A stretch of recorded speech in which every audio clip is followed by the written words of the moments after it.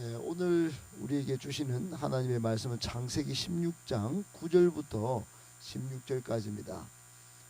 우리가 계속 창세기 말씀을 묵상하고 있습니다. 오늘은 19쪽 창세기 16장 9절부터 16절까지 오늘 주시는 하나님의 말씀으로 받겠습니다. 9절부터 한 절씩 16절까지 교독하겠습니다. 여호와의 사자가 그에게 이르되 내 여주인에게로 돌아가서 그 수하에 복종하라. 여호와의 사자가 또 그에게 이르되 내가 내 씨를 크게 번성하여 그 수가 많아 셀 수 없게 하리라. 여호와의 사자가 또 그에게 이르되 내가 임신하였은즉 아들을 낳으리니 그 이름을 이스마엘이라 하라. 이는 여호와께서 내 고통을 들으셨음이니라. 들나귀같이 되리니 그의 손이 모든 사람을 치겠고 모든 사람의 손이 그를 칠지며 그가 모든 형제와 대항에서 살리라 하니라. 하갈이 자기에게 이르신 여호와의 이름을 나를 살피시는 하나님이라 하였으니 이는 내가 어떻게 여기서 나를 살피시는 하나님을 배웠는고 함이라. 이름으로 그 샘을 브엘라 헤로이라 불렀습니다. 그것은 가데스 베레 사이에 있더라. 15절 16절 같이 읽겠습니다. 하갈이 아브라함의 아들을 낳음에 아브라함이 하갈이 낳은 그 아들을 이름하여 이스마엘이라 하였더라.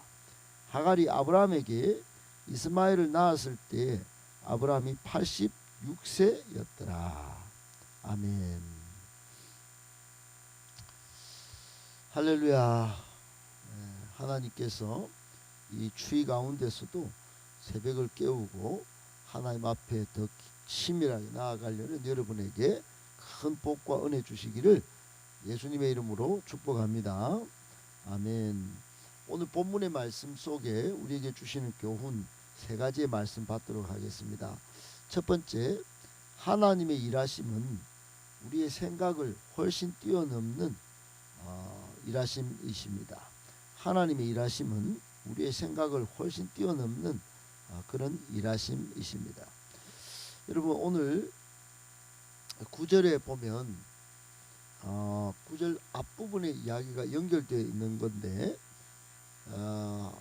이 아브라함이 하나님의 약속을 받고도 나이가 들어감에 아이를 못 낳자 부부가 아마 걱정을 많이 했는 것 같습니다. 그러다가 하나님의 약속을 이루어 드리려는 믿음의 열정이 앞선 나머지 인본주의적인 생각으로 자기들이 아이를 믿음의 후사를 한번 낳아 보겠다 이렇게 해서 사레가 하갈을 아브라함의 첩으로 주었고 임신하자 하갈이 여주인 사레를 멸시합니다. 그러자 또 사레는 사레대로 또 마음이 상해서 아브라함에게 탓을 돌리다가 이 하갈을 학대하자 이 하갈이 결정한 것이 도망이었습니다. 도망. 하갈을 사레를 피해서 도망을 하게 됐죠. 그것이 오늘 9절에 이어지는 이야기입니다. 사레 학대를 피해서 도망한 이 하갈에게 하나님이 나타나신 겁니다. 하나님은 돌아가서 내 여주인에게로 돌아가서 그 수하에 복종하라 이렇게 복종을 명령하는 내용이 오늘 9절입니다. 하갈의 입장에서는 기가 막힐 일입니다.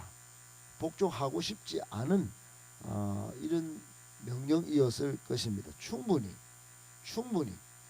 안 돌아가도 되고 이미 상처받았기 때문에 이 광야에서 아무도 몰라주는 이 광야가 외로움을 달랠 곳은 안 되지만은 안 되면 그냥 죽어쁘지 뭐 이런 생각을 할 수도 있었을지도 모릅니다. 극단적인 생각.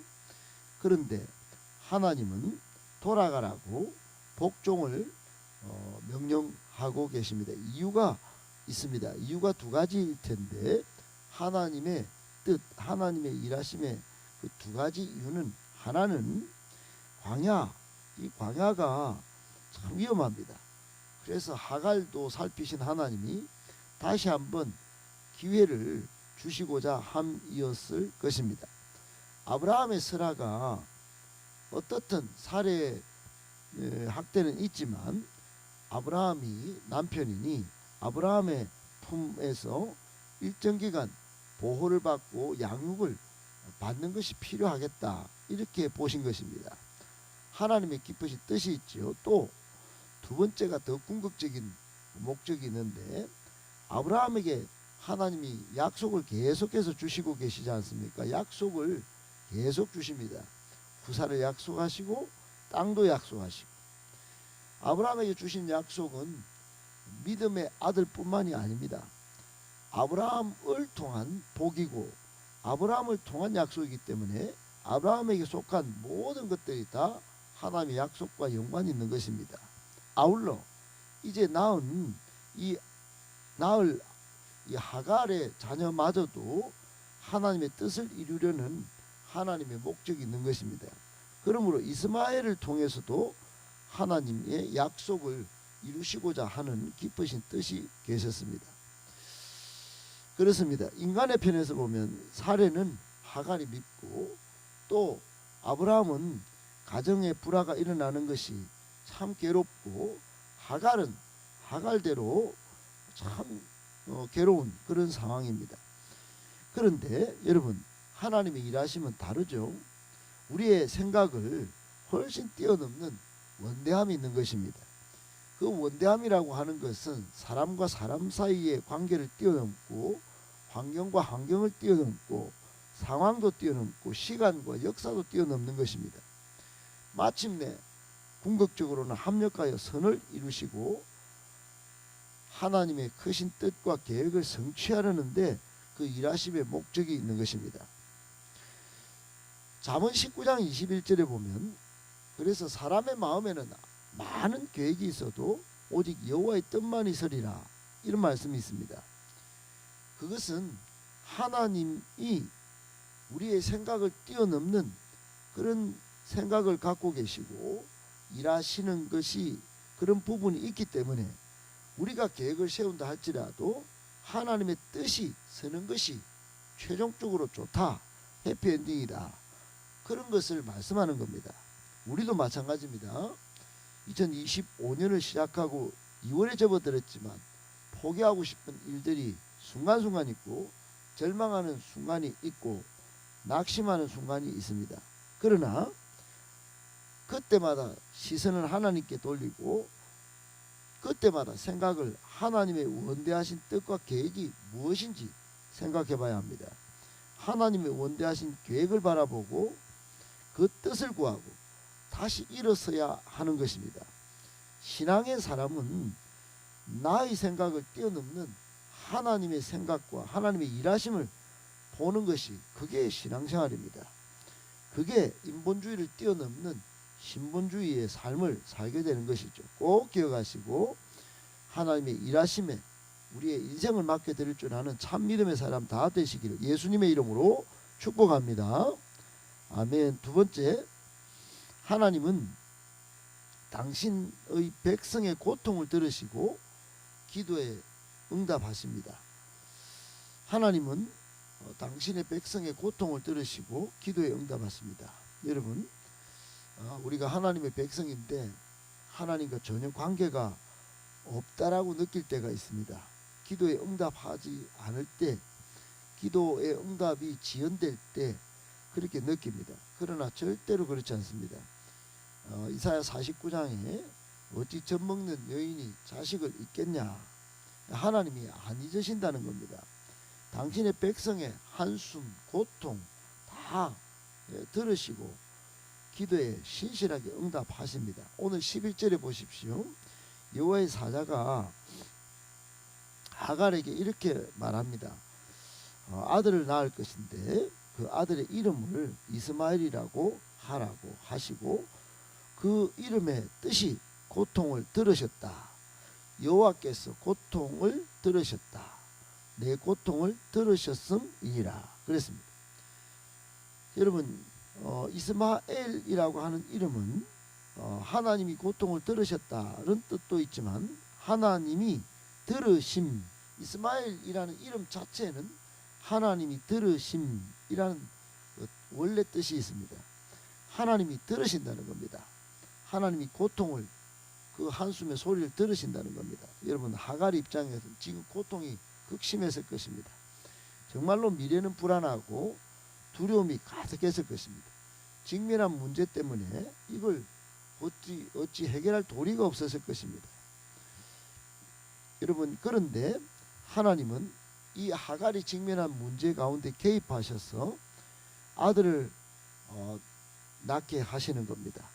하갈의 그 불안과 극심한 고통을 들으시고 이스마엘을 태어나게 하신 것입니다.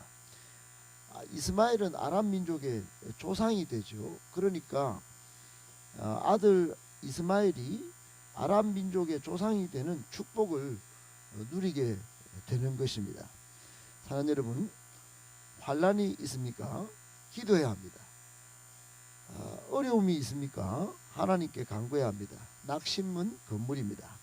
인내 끈기를 가지고 소망을 가지고 끝까지 기도해야 합니다.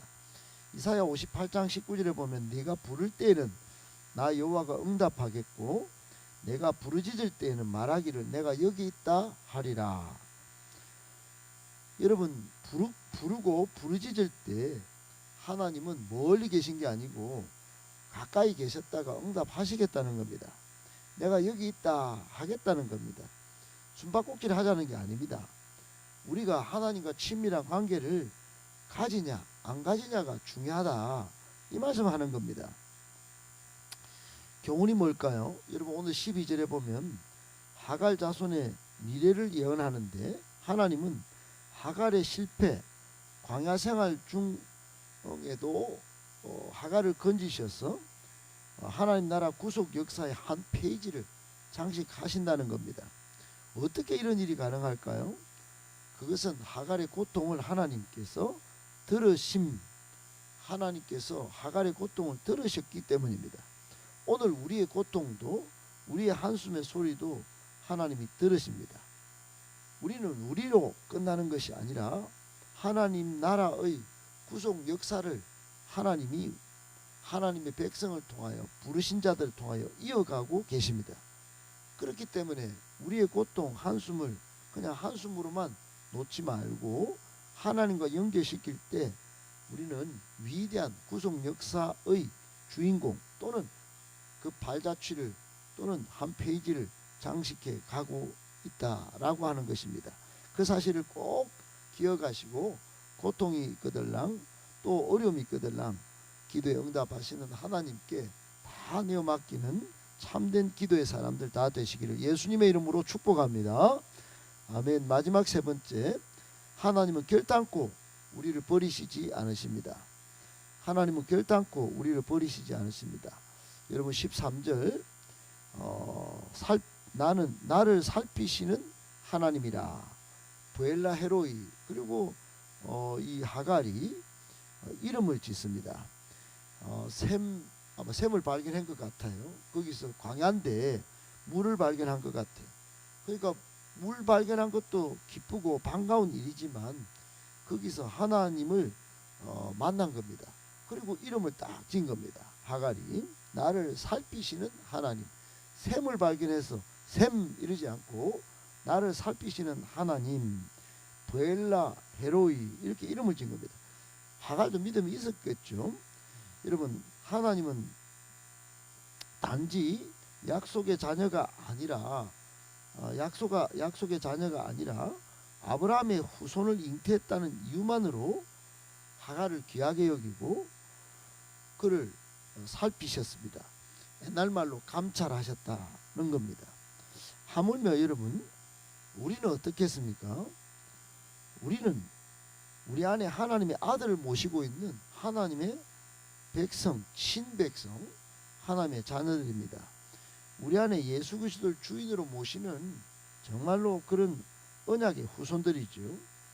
그러니 더욱 우리를 귀히 보시고 더욱 살피실 것입니다. 확신해야 합니다. 여러분, 하갈이 나를 살피시는 하나님을 묵상하고 이름을 지었듯이 우리 앞에 있는 어떤 셈이든 어떤 상황이든 어떤 문제이든 결단코 우리를 버리시지 않으시는 하나님을 인하여 날마다 이름 붙이고 날마다 하나님을 찬송하는 우리가 되어야 합니다. 하나님의 자녀인 우리가 하나님이 돌보신다는 확신이 없다면 참 어려운 문제가 생기는 겁니다. 그래서 고린도후서 13장 5절에 보면 사도 바울은 예수 그리스도 안에 있는가 스스로 확정하라. 그렇지 않으면 버린 자니라. 이런 말씀합니다. 여러분, 우리가 예수 그리스도 안에 있어야 합니다.